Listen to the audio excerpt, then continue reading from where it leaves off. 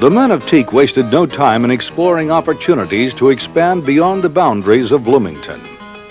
Just 2 months after the first conclave, an investigating committee visited local fraternity Chi Rho Sigma at Millikan University in Decatur, Illinois. Their petition, handwritten on YMCA stationery, was approved, and Beta Chapter was born. In 1910, just 1 year later, Teak became the first fraternity to own a house at Wesleyan.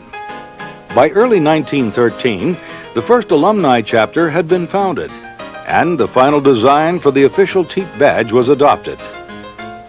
With the spirit of continued expansion thriving, alumni of Alpha Chapter aided in the successful petitioning of a local University of Illinois fraternity. Upon the installation of Gamma Chapter in 1912, it was quickly noted that Teak's 3 chapters geographically formed an equilateral triangle, now the principal symbol of TKE. To aid in the recognition of the newest members of Tau Kappa Epsilon, the equilateral triangle design was adopted as the official Teak pledge pin. Even after the establishment of Delta Chapter at Knox College late in 1912, little thought had been given to expansion beyond Illinois borders. Despite a resistance to becoming too broad spread, May 28, 1915 marks the date that Teak became truly national, with the installation of Epsilon Chapter at Iowa State College. Then it was as if the floodgates had been opened. Within just a couple of short years, new chapters appeared in both Illinois and Iowa, and spread into Wisconsin and Minnesota.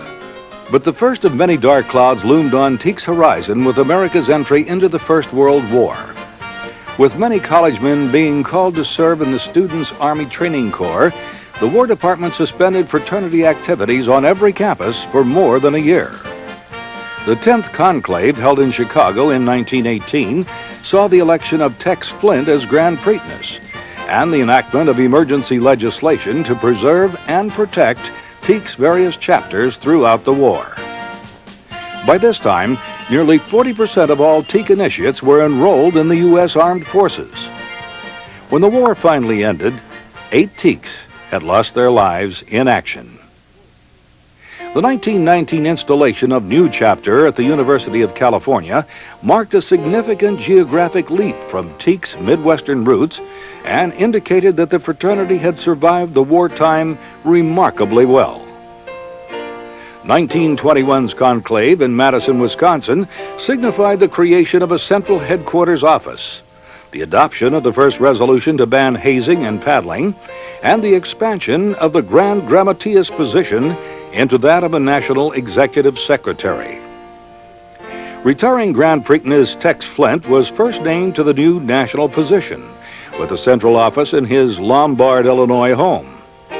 Members of a local Ohio State fraternity who successfully petitioned Teak to become the Omicron chapter had picked up a cast-off horseshoe for luck on the way to Madison. Thus began the tradition of sending the horseshoe to each new chapter, with hopes for their continued good fortune. All 5 founders were present in 1924 as the fraternity celebrated its 25th anniversary at the Silver Jubilee Conclave in Bloomington, Illinois. Leland F. Leland, or Pete, was elected Grand Histor, beginning a career as editor for the Teak magazine, which would last over 25 years. In 1926, Teak adopted the final official coat of arms design. The Founders Scholarship Fund was established, and the Teak magazine became the first fraternity magazine with color printing. By the 1930s, though, with limited financial resources, Teak began to experience truly difficult times during the Great Depression.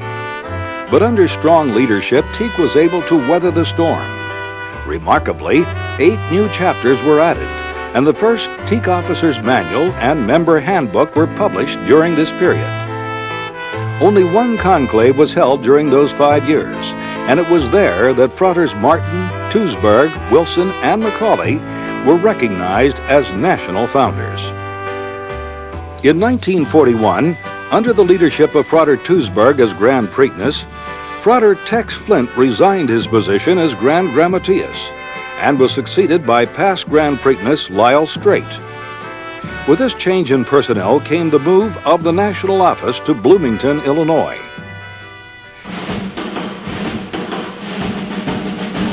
While the early World War II years were not substantially damaging to teak, the drain of manpower from colleges and the fraternity system had truly hit by 1943. Over 50% of teak's total membership served in some military capacity during the war. Many chapters were going inactive and even abandoning their houses.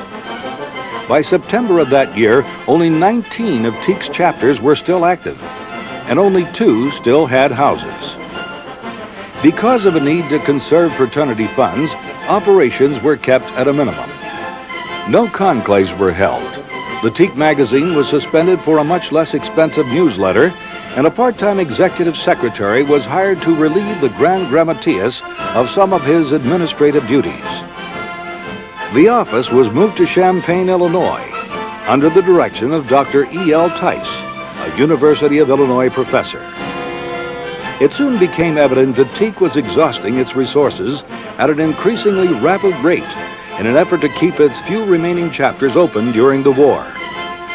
The Teak Loyalty Fund was created to prepare for post-war rehabilitation, and each alumnus was asked to donate just $3 to fund chapter reactivation and new installations. Just prior to the mid-1940s, Dr. R.C. Williams accepted the position of Grand Prix. Teak was down to just 11 active chapters, many with membership of less than 10 members. Even among discussions of dissolution or merger possibilities, Doc felt that Teak was strong enough to weather the storm and persisted in preparing for post-war rehabilitation. Doc stayed in constant contact with each of the active chapters, as well as teaks around the country during this era. Well, I guess R.C. Williams was one of the men that I looked up to more than anyone else in teak, because I think that he was more successful in the success and future success of our fraternity in the late 40s, because he had a vision for TKE and going back into the chapters that were discontinued during World War II, starting those chapters back as fast as possible, and also hiring field men or traveling field supervisors to look into possibilities of locating chapters of TKE all over the United States. As the war was coming to an end in 1945, Frater V.J. Hampton, Assistant Dean of Men at the University of Illinois, replaced Tice as Executive Secretary. By the end of the hostilities in 1945, 209 teaks had been killed in action. But due to careful planning and hard work, the fraternity had already regained strength to 19 chapters. The existence of the Teak Loyalty Fund enabled Teak to hire traveling supervisors to assist in reactivating dormant chapters, conduct training and instruction for active teaks, and promote recruitment and expansion programming. Equally remarkable was Teak's ability to resume publication of the Teak magazine. The success of the Field Supervisor program was more far-reaching than many expected, and Frater Williams was re-elected as Grand Prix in 1947 at Teak's first conclave in 5 years. By 1949, much to the amazement of Teak leadership and other fraternities, the fraternity had reactivated all but 4 chapters and had added 28 new chapters. The fraternity also, for the first time, expanded into the South with the affiliation of the Southern National Fraternity, Alpha Lambda Tau. This constituted the largest Teak merger in history. The Golden Jubilee Conclave in September 1949 recognized the 50th anniversary of Teak's founding. Grand Historian Leland, who had compiled the history of the fraternity in the Golden Book of TKE, was elected Grand Prix. The 50s were indeed fabulous for Tau Kappa Epsilon, as Fraters Leland, Sophus Goth, James Logan, and Frank Scott oversaw Teak's phenomenal growth. Additionally, the fraternity saw an extensive revision of its national constitution and bylaws, including the establishment of the Grand Hegemon office and the adoption of a plan for national leadership conferences. This tremendous period for Teak was further punctuated by the chartering of Zeta Iota chapter at the University of Manitoba on March 15, 1958, thus making Teak an international fraternity. Well, it was a cold and snowy Canadian time. It was very exciting. Actually, I was in Florida when I got the call from Dick Hall to take the trek up to Manitoba, Canada, and I said, Dick, there's a whole weekend now. I mean, I'm free. I'm down in the sunny Florida. And he said, no, I want you to go to Canada and colonize at the University of Manitoba in Winnipeg. And I said, well, what do we know about that? And he said, well, not really anything. You'll have to start from scratch. Shortly thereafter, on April 4, 1959, Teak's landmark accomplishment was achieved with the installation of Zeta Omicron chapter at Western Carolina College. We chartered Zeta Omicron chapter of Tau Kappa Epsilon at Western Carolina University. My home chapter at Furman University was a chartering group, and I was present as the chief installing officer. And it was certainly an occasion for TKE and made us the largest national fraternity in the world. Teak had become the world's largest social fraternity, a distinction that has remained to this very day. In recognition of their accomplishments and contributions to the fraternity during this time, Fratres Williams, Leland, Logan, and Scott were named expansion leaders. And in 1997, to honor his role in expanding Teak through the 60s, past Grand Preakness and former executive director Bruce B. Melchert was also awarded the distinction of Expansion Leader. Ever since Teak achieved the distinction of largest fraternity, there has been no looking back. Under the capable direction of various Grand Preakness and executive directors, as well as many other dedicated individuals, Teak has continued to grow and develop into a fraternity leader in all aspects.